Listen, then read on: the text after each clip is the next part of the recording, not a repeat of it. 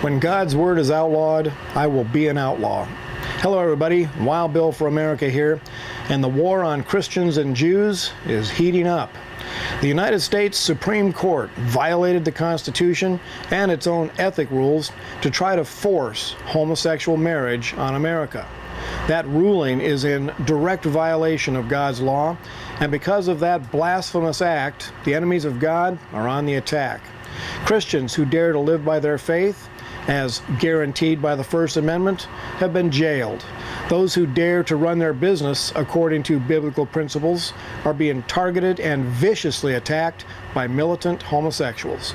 Corrupt courts are fining the Christians outrageous amounts, destroying family businesses. Families are in serious danger.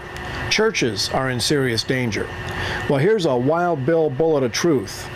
When the laws of men are blasphemous towards God, it's time to go outlaw. As a faithful representative of Jesus Christ, the Son of God, I will not bow down to any law that requires us to sin against God. Go ahead. Pass laws that make it a crime to criticize Islam, and we will speak out loud and clear with what God says about Islam, and it's not pretty. Pass laws requiring us to celebrate sexual perversion, and we will trumpet from the rooftops what God says about it, and it's not pretty. Pass a law that criminalizes God's word in public, and we will broadcast God's word right in the public square. Pass laws to force our churches to hire sexual perverts, and our churches will go underground, where they will probably be more effective than they have been in the last 50 years. Start taking children away from Christian parents and giving them to homosexual foster parents, and we will launch the Children's Underground. We will find our children.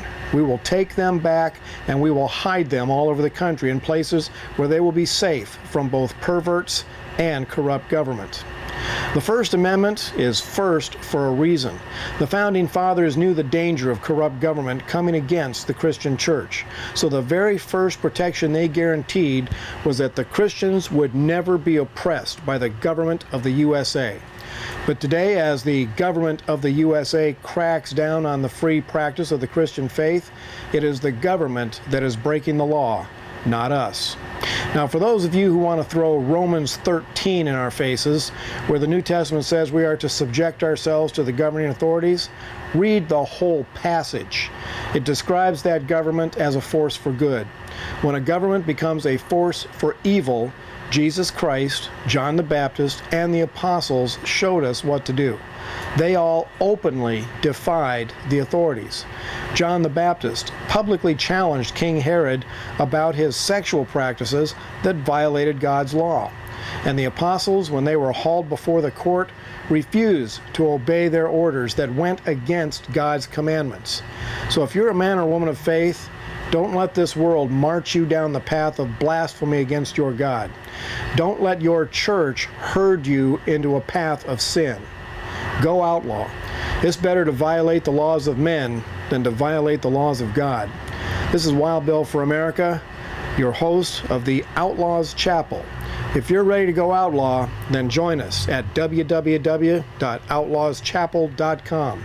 $10 a month keeps the trolls out, and we have people from the USA, Canada, New Zealand, and England who are all ready to take a stand for God. Thank you for watching. I will see you on the front lines, and America bless God again.